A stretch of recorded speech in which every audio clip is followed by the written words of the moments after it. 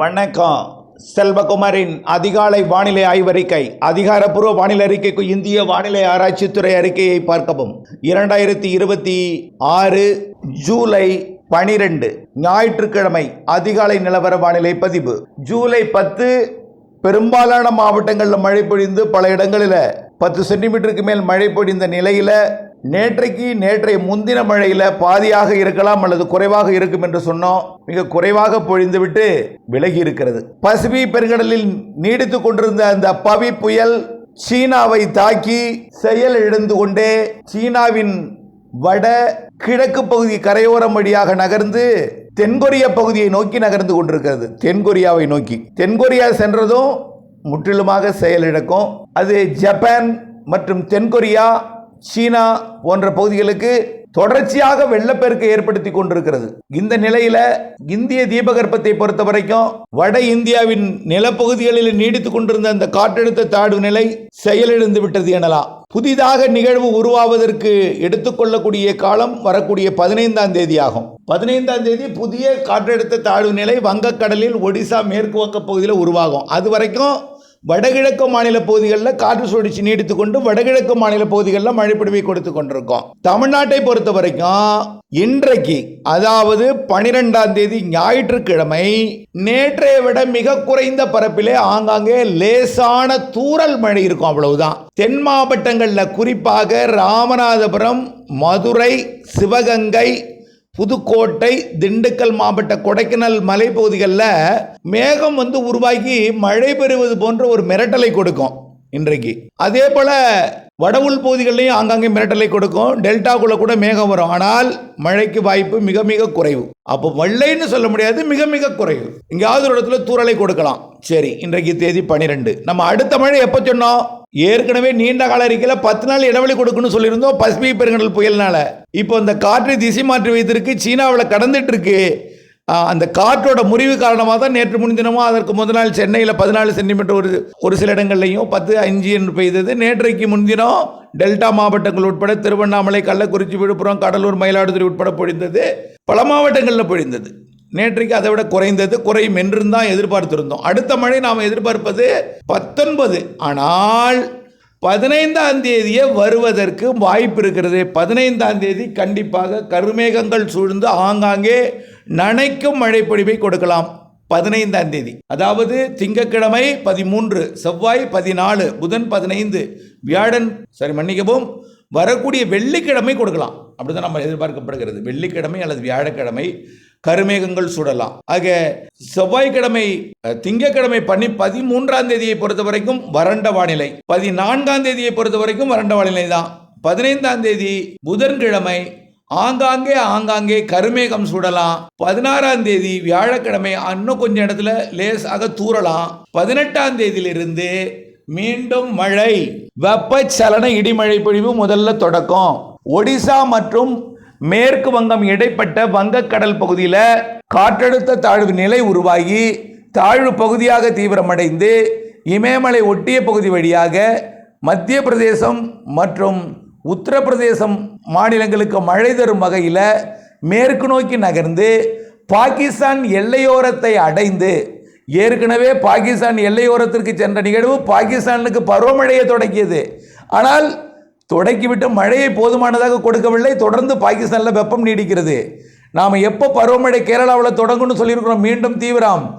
பாகிஸ்தானில் போய் பருவமழை தொடங்கி அங்கே மழை பெய்ந்து அங்கே குளிர்ந்த பிறகுதான் காற்று அப்படியே திசை மாறி வங்கக்கடலுக்கும் அரபிக்கடலுக்கும் வந்து மீண்டும் சிஸ்டத்தை உருவாக்கும். ஆக அடுத்த நிகழ்வும் பாகிஸ்தானை நோக்கி பயணிக்கும். பாகிஸ்தானில் போய் பருவமழை பொழிந்த பிறகுதான் இந்த மாத இறுதியில் தான் தென்மேற்கு பருவமழை கேரளாவில் வலுப்பெறும். சரி, என்ன சார் 18ஆம் தேதி அப்போ வலுப்பெறாதா?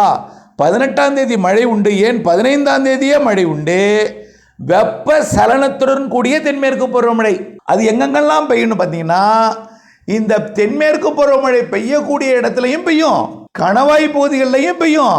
ஈரோடு, மொடக்குறிச்சி, அந்த கோயம்புத்தூர் வடக்கு, திருப்பூர் வடக்கு அன்றைக்கு பெய்தது போல, அதே போல கொடைக்கானல் மலைப்பகுதி, திண்டுக்கல் மாவட்டத்தில் கிழக்கு பகுதி இங்கெல்லாம் பெய்யும். அப்போ 15ஆம் தேதி கருமேகம் சூழ்ந்து மிரட்டும் தூறல்.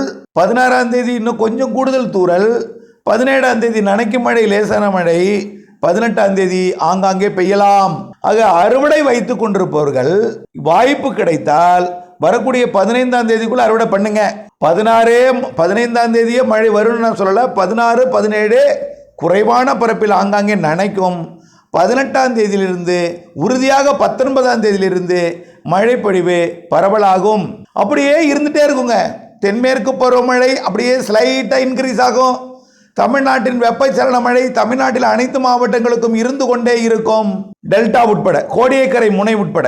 ஏனென்றால் பருவமழை எப்பொழுது தீவிரமடைகிறதோ அப்பதான் கோடியக்கரை முனைக்கு மழை இல்லாமல் போகும். வடக்கு ஒடிசா மற்றும் மேற்கு வங்கத்தில் எப்போ நிகழ்வு தீவிரமடைந்து தெற்கு காற்றை இருக்கிறதோ அப்பதான் கோடியக்கரைக்கு மழை இல்லாமல் போகும்.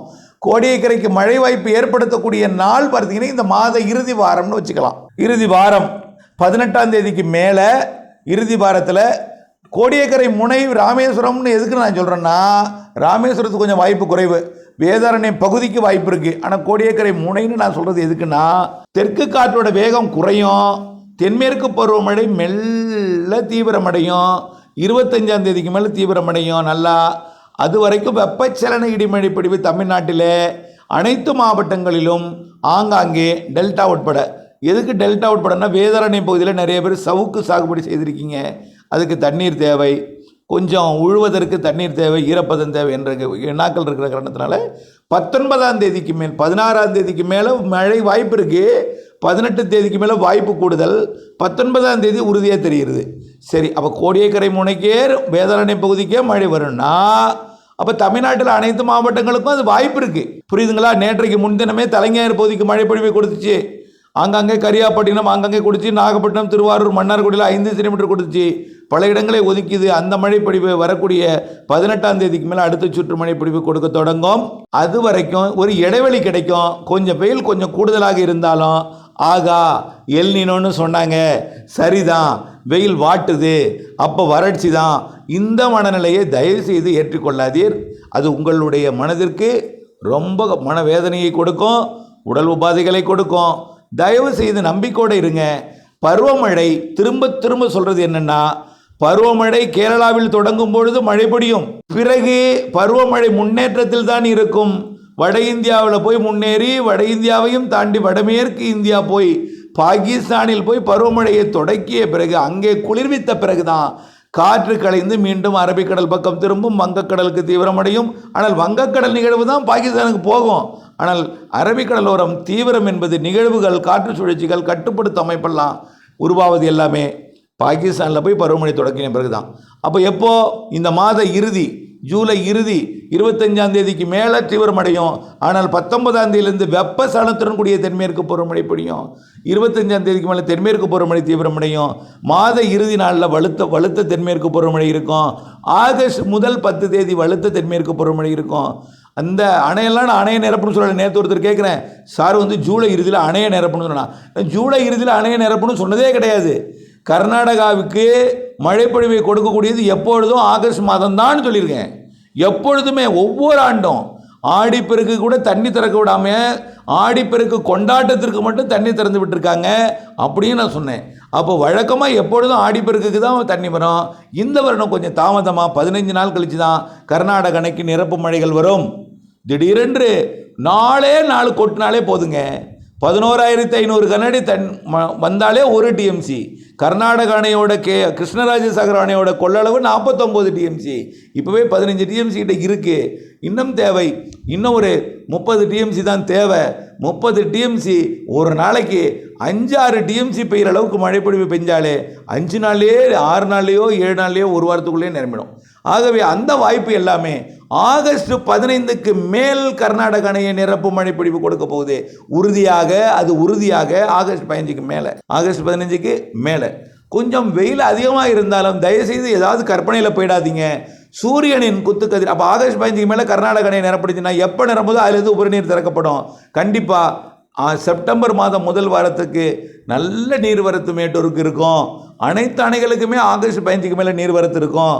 அது பரம்பிக்குளம் ஆழியாராக இருந்தாலும் சரி, அது திருமூர்த்தியாக இருந்தாலும் சரி, அமராவதியாக இருந்தாலும் சரி, பவானி சாகரோட நீர்பிடிப்பு பகுதி நீலகிரியாக இருந்தாலும் சரி, காவிரி நீர்பிடிப்பு பகுதிகள் ஒரு நாள் மழையே தாங்கள, ஒரு நாள் வயநாடு நிலச்சரிவு ஏற்பட்டுச்சு.